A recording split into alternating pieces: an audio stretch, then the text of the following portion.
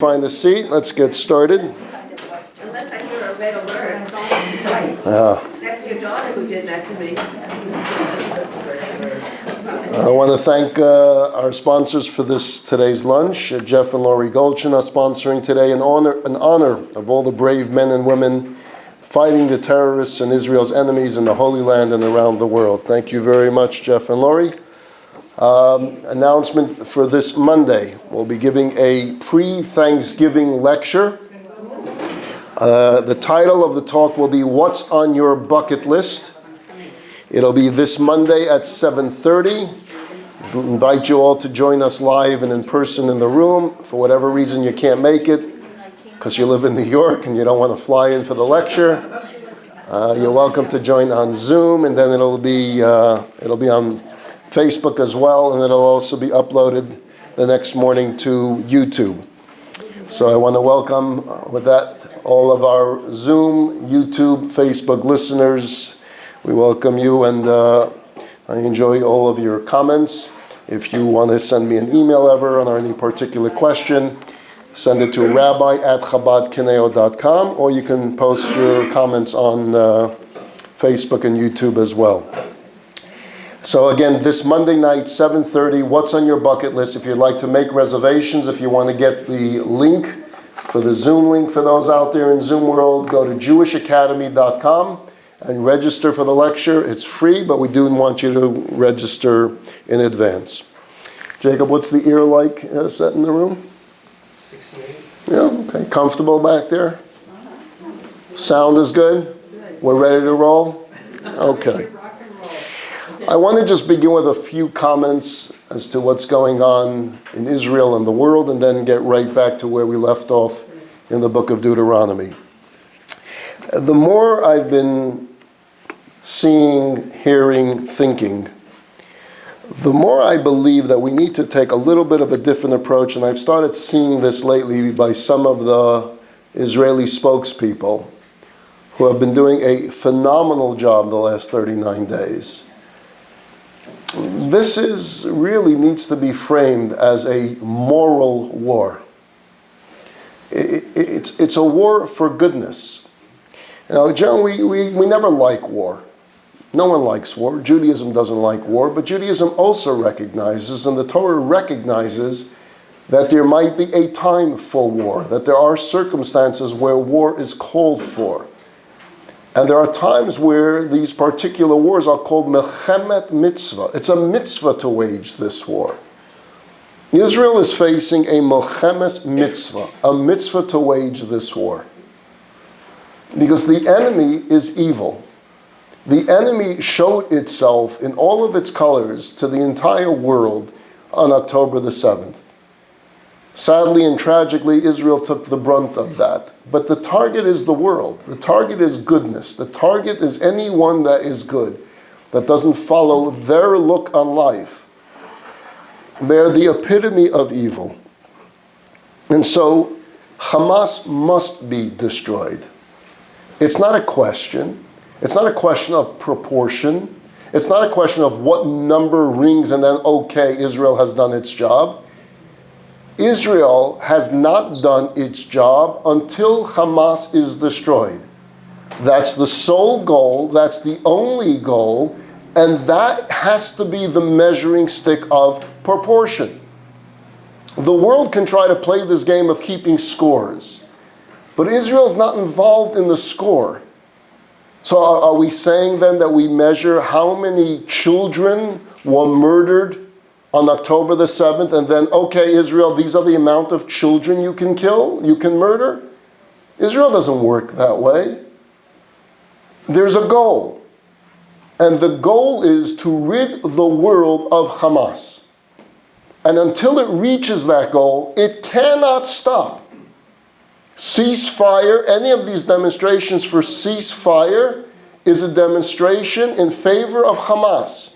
They'll try to confuse and say, no, it's about the Palestinian people. No, it's not. Any demonstration for ceasefire means give Hamas a victory. Anything short of a complete destruction of Hamas is a victory for Hamas. So we're not playing a proportion game. We're playing a moral game.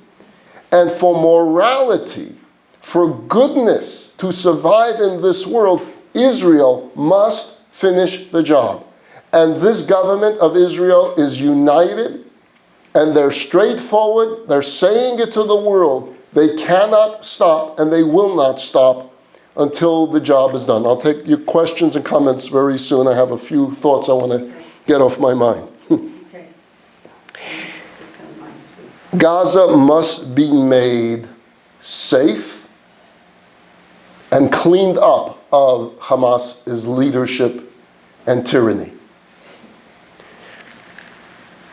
Anyone that's protesting out there with the signs, "Free Gaza," I say yes, you're right. But not free Gaza from Israel, free Gaza from Hamas. If you really care about the Palestinian people, you would be applauding Israel right now. Because Israel is your only answer to truly free Gaza. Let's understand, Gaza was free, quote unquote, from Israel, quote unquote, occupation since 2005. What did it get the people of Gaza? What did it get them? Poverty, death, murder. Everything that they have lived in the most miserable-like way is because Hamas took control of the Gaza and gave no ability for the Palestinian people to live a normal life. Free Gaza? Of course free Gaza. The only ones that can help you free Gaza is the IDF right now. If you care about 2 million Palestinians, they only brought misery and hunger and death to so many Palestinians over the years. So where was the outcry since 2005? Where were the demonstrations about freeing Gaza since 2005? Where were the demonstrations in the streets about Palestinians dying by the hands of Hamas since 2005? Where was the demonstration since 2005? Don't tell me occupation. There wasn't a single Israeli soldier in Gaza since 2005. Israel provided work permits for those living in Gaza that wanted to come into Israel and work. For right or for wrong, good policy, bad policy, the fact is they did. Israel provided water, Israel provided electric, Israel provided fuel. The world provided billions of dollars, with a B, not an M, billions of dollars in aid. But it all went into the bank accounts of Hamas. And many of their leaders that live in Qatar live as billionaires. The people of Gaza never saw a penny of it. The hospital that we keep hearing about for the last few days has a Hamas headquarters below it. Where were the demonstrations of the world? Where were the demonstrations on the college campuses to free Gaza, to help the Palestinian people? And so I believe that we need to rename the IDF now as the liberators of Gaza. Just like the American soldiers liberated the concentration camps, the IDF is liberating Gaza from a Nazi regime so that they can perhaps have better lives in Gaza in the future. We have to be very, very proud of our brothers and sisters fighting for the IDF. It's just been an amazing show of humanity that they have demonstrated to the world. When I say moral war, I have never seen a country go so much out of its way to protect civilian life. They drop leaflets exactly where the target is that day so that innocent people should be able to get out of harm's way. Not only that, they risk their own soldiers' life to make a safe passageway, clear particular streets so that Palestinians have a way to get to the other side of Gaza, risking their own soldiers' lives to make sure civilians have a way out. They'll pinpoint houses where they know Hamas is meeting or has headquarters, literally to the inch because of their sophisticated weaponry. I didn't hear too many demonstrations going on when there was an Afghan war by our country, when there was an Iraq war with our country. Civilian lives? How many civilian lives were lost in all of these wars? And here Israel, more than any nation on the face of the earth, has gone out of its way, again, risking their own soldiers' lives, to see to it that their target is Hamas, to ultimately bring freedom to 2 million people. They are liberators. We need to see them for who they are. The IDF are liberating, yes, bringing safety to their own civilians, but at the same time, bringing a possibility for a life for the 2 million that are in Gaza. I don't hear too much aid coming from Egypt. I don't hear too much aid coming from Jordan. I don't hear too much aid coming from Saudi Arabia.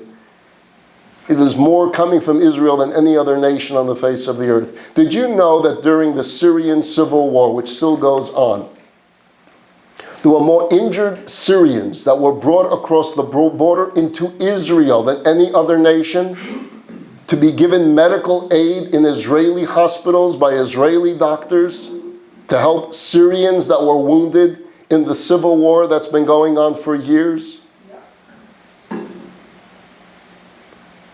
I don't see the protests. I didn't see the protests going on for the hundreds of thousands, now numbering 600,000 at least, that have died in the Syrian civil war. Where are the protests on college campuses? We don't see it. Where were the protests that went on from the 1970s when Jordan wiped out the PLO from their country? But Israel, who goes out of its way to protect civilian life, we see what's going on. We need to start seeing things very differently in our own eyes. No apologetics. We have nothing to apologize for. Israel must finish the job, and Israel will finish the job. And yes, the southern border of Israel will be far better protected. Israel will be far better protected, but the people of Gaza will also have a better life because of it. You know, when they talk about proportion, I think of it this way. If Israel stops before finishing the job, then Israel has to answer the question as to why thousands of people had to die. Because you've gained nothing. It's only if Israel completes the job, then it makes sense. Do what you need to do to once and for all bring an end to Hamas. And as I've said in the past, and as Israeli government has said, if Islamic Jihad in Lebanon wants to try, they want to open another front, then Israel will have to do the same on that border as well. I think yesterday we all felt the sense of Jewish pride, perhaps stronger than we've ever felt before. It felt good. It really did. To see 300,000 people coming together in Washington, D.C. It wasn't a demonstration. It wasn't a protest. It was a statement of Jewish unity. It was a statement of Am Yisrael Chai. We had 300,000 people. No one burnt down a car. No one went into stores and looted. No one went out into rampages to hurt and to kill. No posters of hate. It was Judaism on display. And what was so beautiful was the mix. Some with kippot, some without, right? Some looked religious, some didn't. And it was one people. It was one family standing together in total unity. It was a peaceful, loving, singing, patriotic, both American flags and Israeli flags. It was a statement of who we are as a Jewish community, who we are as a people. I just want to remind everyone again, we are having a match campaign to raise funds, and a good significant portion is going to help families in Israel. If you'd like to participate and you didn't do it yet, there's cards in front of you on the tables. As you see, every contribution is matched by 3. For those out there in the Zoom world and Facebook world and YouTube world, please participate generously. Go to chabadconejo.com/. match, M-A-T-C-H, and please be as generous as you can. I'll take just a few quick comments, and then I want to move on to where we left off in the book of Deuteronomy. Yeah, Jack, and then... A couple of comments. Quick. Everything you said is right on. I'm a little bit older than you, and so I remember America killing 1 million people in Tokyo, civilians, 100,000 in Hiroshima, 100,000 in Nagasaki, and bombing Dresden that did not have any military defense operations near it. Right. So when America's at war, America doesn't care Has a about different civilians, standard. whereas Israel does. Right. Yep. Go ahead. Thank you. Getting rid of Hamas, in medical terms, is just like getting rid of a cancer. Yep. If we don't remove the whole thing, It comes back. even part of it is going to grow back Yep. again. And Yep. that's what has happened. Yep. Thank you very much. And yeah? I want to do something physically. I've given money, Mm-hmm. but what can I do? So we started a task force here Yes, for people that like yourself that want to get involved. I do. So join the task force. I'll show you after class how you sign up. Yeah, you can help putting up posters about the missing hostages. There's a lot of things that everyone can get involved in. We have posters in the lobby there, okay? I saw that. Anyone here, you can take a few with you, ask stores to put them up. The awareness campaign is very strong. It's going on all throughout the entire world. And it helps in a great way put pressure on foreign governments as well to keep the hostages front and foremost on everyone's mind. Great. So there's a lot of ways that we can all find ways to get involved, but by all means. Thank you, Rabbi. You're very welcome. We were talking last week about Torah, the Torah itself, authenticity of Torah. And I'm making the case to you that the Torah is authored by God, not by a human being, but that God is the author of the Torah. How does one know the authenticity of Torah? I'll back up with a simple question. How do you know anything? How do you know George Washington was the first president of the United States? You're going to say you went to school and that's what they told you. Well, how do you know the teacher was telling you the truth? You're going to say because there was a history book on the table and had a picture of George Washington as the first president. And what can I answer you? Well, how do you know the history book is true? Who wrote the history book? Who printed the history book? And how do you know the picture is real? There's something called Photoshop. Anyone can make any picture. How do you know? I mean, I can keep playing that game and you'll keep coming up with good answers and I'll keep coming up with questions. But ultimately, you know because your parents told you. And your grandparents told them, and your great-grandparents told them, and they passed it on from one generation to the next.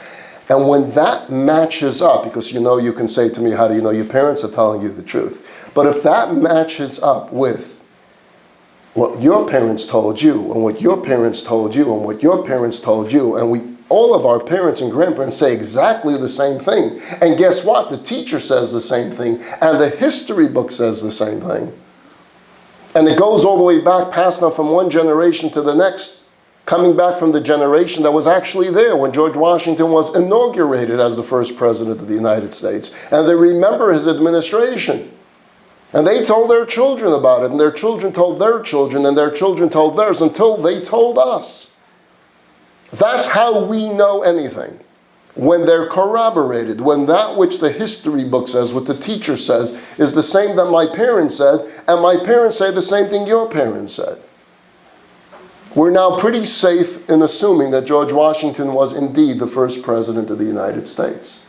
Can someone make a claim? No, it wasn't him, it was someone else. Anyone can make any claim they want. But as we call it history, or that which has been passed on from one generation to the next, told to us by ultimately eyewitness testimony by those that were there, that becomes the fact. And anyone that comes along and says, no, George Washington wasn't the first president, has a lot to prove against what we have established as fact. We can do the same thing with how do we know the authenticity of Torah. I want you to stay with me on this. Concentrate a little bit with me on this, okay? If a lie is to be presented to the world, if we want to present something that's not true, we got to work hard on it to figure out what's the best way to sell the lie. I have to be very careful that I can't be proven a liar. I have to think through everything that the book will say if I want to present this book as fact, when in fact the book is filled with lies. So I'm going to be very careful as to what I publish in this book, what I say that can't be disproven. I have to think it through.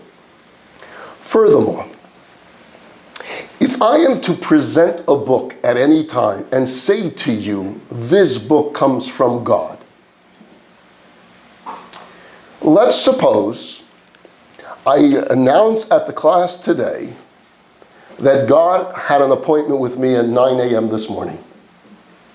And he gave me text, and he wants me to present this text to you that came directly from God. If I was to make that statement to you, most of you, I would say, would dismiss me right away. You would want to know, has Bryski started to drink on the side? Does he have aspirations that we weren't aware of? We don't really think he had this private prophecy time with God this morning. Maybe I'll pick up one or two. Maybe. Because you've been drinking today. If I come to you and I say personal prophecy, God spoke to me and said I should pass this on, only those that are strong fans of mine will buy into it. And then I have to be very careful what it is that I say, whether I'll continue to have them buying into it. For example, if I ask them that God said some very difficult things that God wants them to do, they may change their mind if they want to buy into it or not. Religious doctrine that's been passed on in other religions all start with personal prophecy. An individual said God spoke to him. Some people believed. Those people got others to believe, and others to believe, and it's grown. But if you think about other religions, it's based on personal prophecy. And one prophet that has this experience and tells his or her followers, I've had this experience. I've had this prophetic experience. God spoke to me.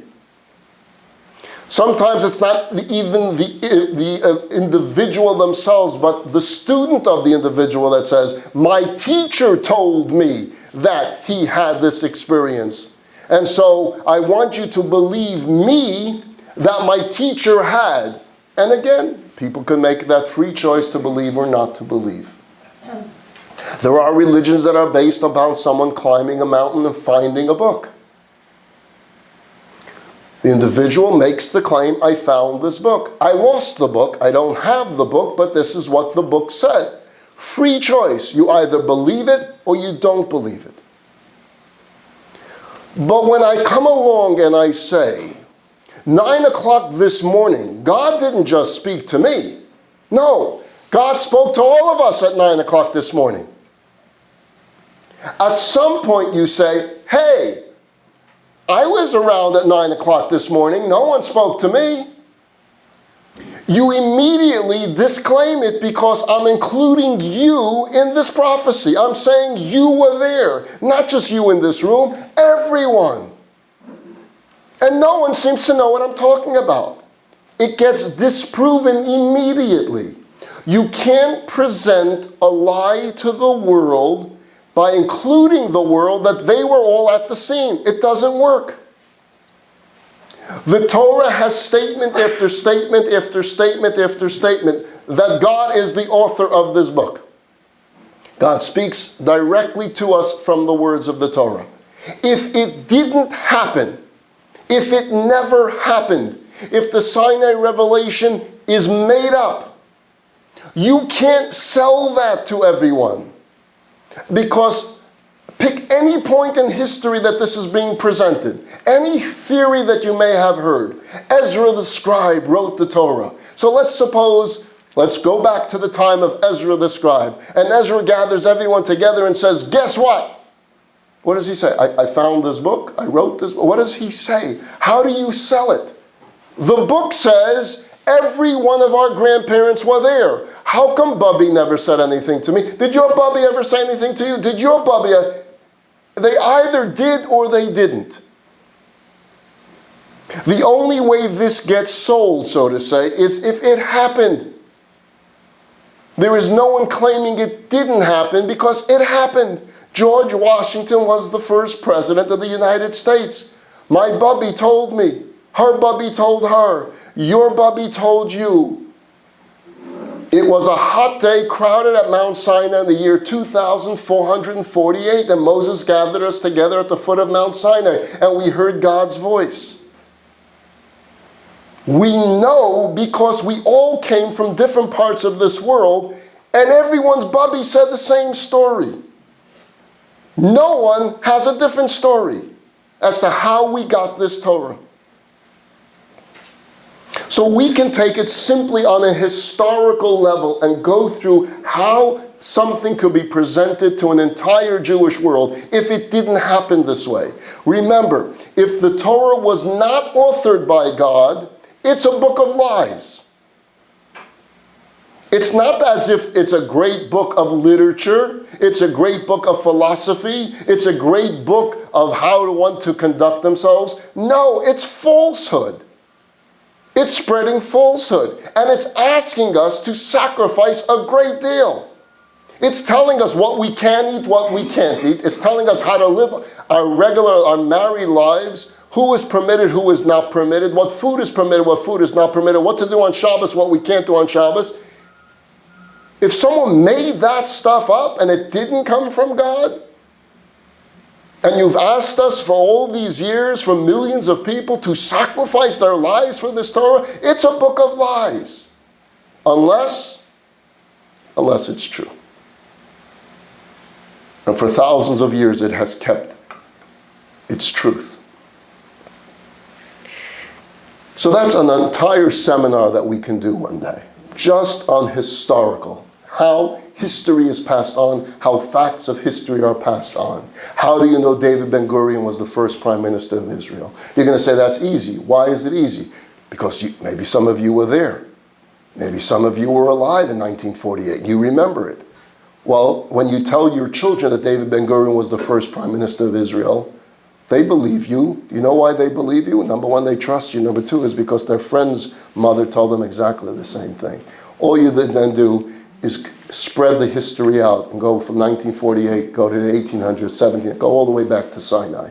Same exact thing.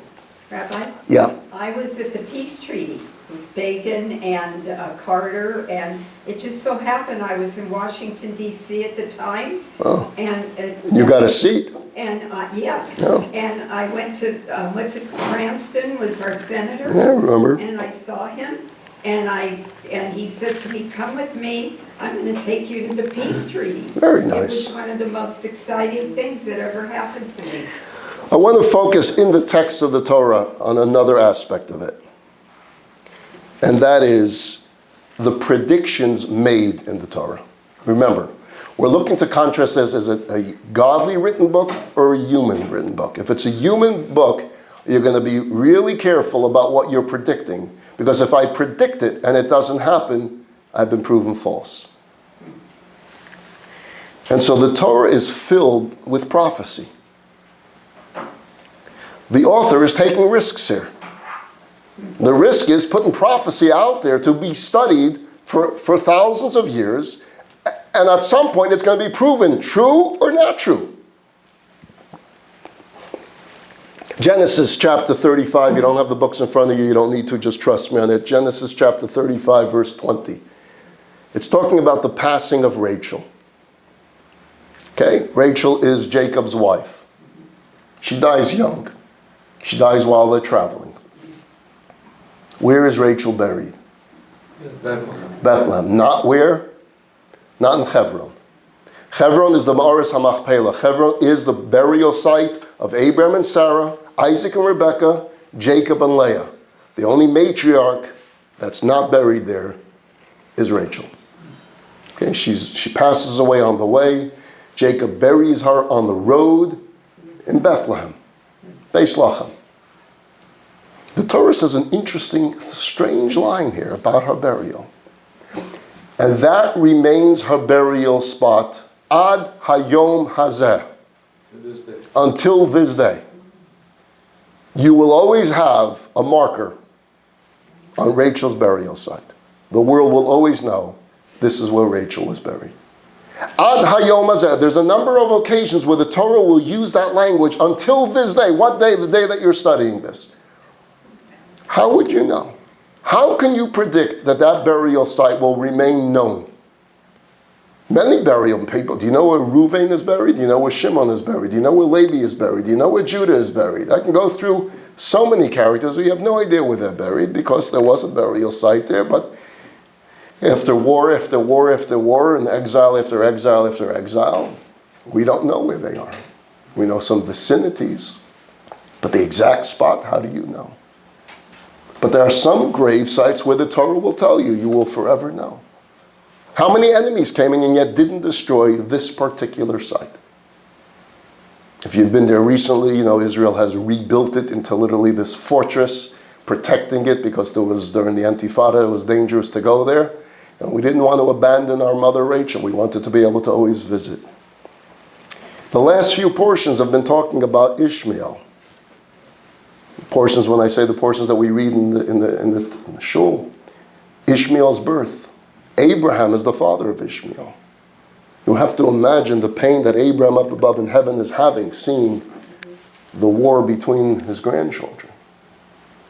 But you have this conversation that takes place where Abraham asks God, Lu Yishma Yichya Lefanecha, oh, that Ishmael shall live before you. When God comes to Abraham and tells Abraham that he's going to have a son with Sarah, and that will be the chosen son. The world of Islam doesn't like hearing those sentences, but that's what happens. That's what the Torah says. It's not going to be from Ishmael, it's going to be from Isaac. But Abraham says, but what about Ishmael? What about Ishmael?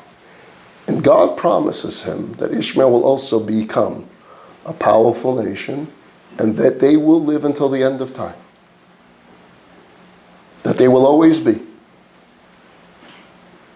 Who makes a prediction of which child is going to eventually form a powerful nation, which child won't? How many children are there in biblical terms that we never heard of after? Never. They came and they went. There's no remnants of them. With Ishmael, the Torah stops and says, I want you to know Ishmael will always be.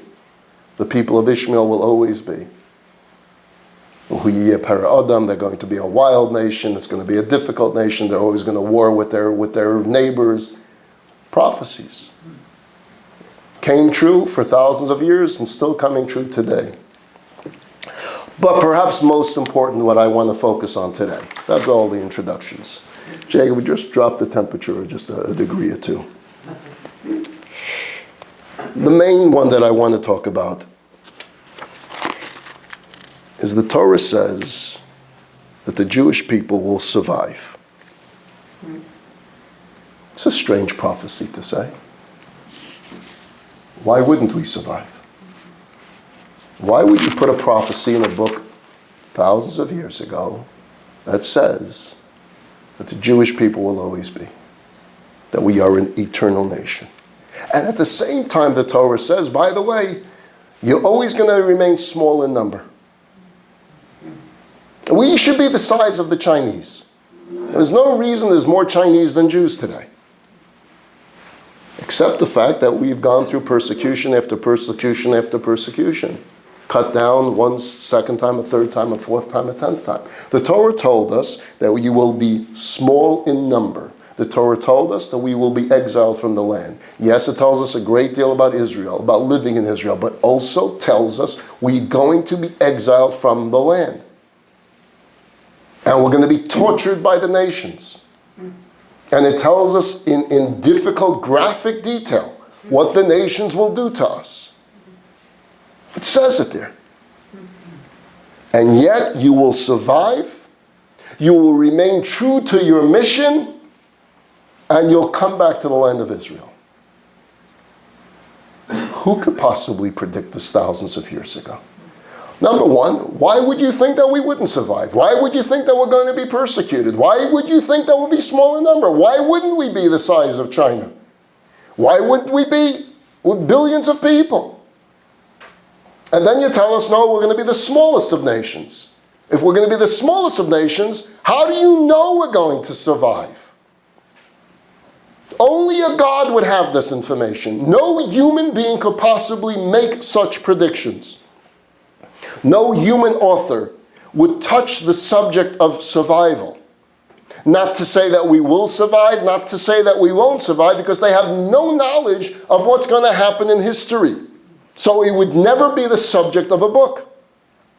How did this author know that we will be against all odds, we will always be? Everyone, and I said this before and I'll say it again, everyone in this room and everyone listening to me, if you are Jewish, you are a walking miracle. Every single Jew on the face of the earth today is a walking miracle that should not be. I guarantee you there were dozens of times where your family tree, going back all the way back, could have been and should have been cut off. Someone got a finger to go to the right, someone got a finger to go to the left. That's just going back to the Holocaust. But go before, where you lived, where pogroms were taking place, where persecutions were taking place. Every one of us is a walking, talking miracle that should not be. And yet, this nation of walking, talking miracles is thriving today. We have Israel today. We are strong today. I've pointed out in past classes over the last few weeks the difference between the 40s and right now is we can fight back. We are stronger today than we've ever been. You have to go back to the days of King David to think about the strength of the Jewish people today. Compare the IDF to the Maccabees of the story of Hanukkah. How is it that a nation that should not be is growing today? That 300,000 people can come together in Washington, D.C. at the same time that there's 300,000 reservists coming up to the front lines. At the same time that there's millions of Jews all over the world united like never before. We are a miracle. Everything about us is miraculous. How did the author know that? How did the author able to predict thousands of years ago, or at any point that you think the Torah was authored by a human being, how would have he known this? That we're going to come back so strong, predicted in the Torah, this would happen. I want to throw out this example for you, okay? Follow me again on this. There's 100 people at a beach. You with me so far? That's easy. 50 of them decide to stay on the shore. 50 go in the water. You still with me? You got me? There's this crazy tidal wave that comes. Totally unexpected.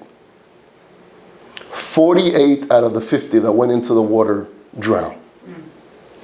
2 survive. 50 on the shore, they're okay. 50 that went into the water, only 2 survive. Anyone question why the 50 on the shore survived? No. Why shouldn't they have survived? They were on the shore. Makes sense. Anyone question why the 48 died? No, there was a tidal wave. There was an abnormal wave. What's our question? The 2. How did the 2 survive? What about those 2 allowed them to survive what the other 48 couldn't survive? But let's say I would have been able to predict years before, decades before, that there would be 100 people on the beach, 50 would be on the shore, 50 would go in the water, 48 would die, 2 would survive. Now you would ask me, how did you possibly know that? How could you know that? The Torah told us thousands of years ago that somehow, miraculously, we will survive. It told us this. That other nations will survive? Of course, they're on the shore. They're not on the front line for God. So they're safe. That 48 of us would die? Well, the world was all united against us. Every dictator of the world decided to find time and the resources to wipe us off the face of the map. The question is on the two. How are we still here? And how was this predicted before? Think about this. We were exiled by so many different countries and cultures. When you live in any environment for a few decades, for a few generations, you become them. Right? You live in any society for 50 years, for 100 years, you become them. Your accent becomes the accent of the place that you live. People still tell me you sound like a New Yorker, right? People from Boston sound like someone from Boston. People from different countries sound like them. Your style of clothing depends on the society that you're from. Your taste of food, your taste of music, maybe even your names, your physical appearance, dark skin, light skin, right? And this happened to the Jewish people. We became like the societies we were going to. The Sephardic Jew doesn't look the same like the Ashkenazic Jew. They look different. They sound different. They eat different. And yet, miracle of miracles. The Jew from Persia, the Jew from America, the Jew from Europe, the Jew from Russia, the Jew from Australia, the Jew from Africa, they may all be different, have been influenced by their countries, influenced by their neighbors, and yet they all have the exact same leather box that they put on their hands, on their arms, and on their head every morning except Shabbat, and they say the same prayers. The tefillin are exactly the same. Wait, it's not just tefillin. 18 minutes before sunset on a Friday, they're going to light a candle. They're going to light a candle in Iran. They're going to light a candle in Israel. They're going to light a candle in Australia. They're going to light a candle in Denmark. They're going to light a candle in any society that they are. If you say the word matzah to a Jew from anywhere in the world, they know what you're talking about. Right? Every single Jew. If I say the word menorah, every Jew on the face of the earth will know what I'm talking about. I can go on and on. I can say that 613 different times. They each have a Torah scroll that has exactly 304,805 letters in it. Now you may say, wow, right now, but I want you to think about communities in Yemen, perhaps, communities in Tunisia, communities in Turkey, that perhaps did not see one another for over 1,000 years. 1,000 years, maybe even more. Stayed in their community, stayed in their place. And yet when they came out, when Israel rescued communities from all over the Middle East, and they came with their Torah scrolls, and we compared the Torah scroll that came from Yemen and the Torah scroll written in New York, there were 304,805 letters, exactly the same letters in both Torahs. We didn't communicate for 1,000 years. We didn't have emails. We didn't have fax machines. We didn't have any ability to communicate. But the Torah is exact. Every community in the world. There is no similar experience, no similar example in human history of any nation, of any people, so scattered, so different, and yet so much the same. You might be able to find a small tribe here, some traditions here, but to have a code of conduct, to have a code of living, to have a written Torah and an oral Torah of thousands of pages, so protected, like we have protected and preserved and lived under the most difficult and impossible conditions, is not anything that you can find anything close to in all of human history. But here's the clincher. And open yourself up to the possibility that what I'm saying is true. To be honest with yourself. The clincher is that everything that I just told you is predicted in the Torah that it would happen. Hasn't happened anywhere in the world, in any people, in any nation. The Torah says it's going to happen to us. And it did. Yes, Jack? I'd like to add a comment about the 50 people on the shore. Yes. They're not the same. If I look at Egypt, where the people still are the same people, they don't believe in the pharaohs anymore. They have a new religion. If I look at France, they're no longer God. I look at China. China has a totally different belief system and now is run by an autocrat. It's not the same. Every people in the world Has changed. have changed. Except and one. Rome. Rome doesn't believe in the Roman gods. Greece doesn't believe in the Greek gods. They're all changed. Except us. Yep, it's true. I'm going to continue, not next week, because next week is Erev Thanksgiving. You're going to be busy making your turkey, so there won't be class next Wednesday. So you're going to have to remember where we left off. We're going to continue 2 weeks from today. And I'm going to bring you yet one more example, but this time from the portion that we're studying together in Deuteronomy. Again, the examples I'm giving you, they're simple, one example here, one example there. You can have 100 such examples. We can build the case historically. We can build the case, as we spoke a little last week, from codes. But I want to try to present to you simple verses that you can see. You don't have to be a professor. You don't have to be a historian to simply look at and say, maybe the author did put his signature in the book for all of us to see.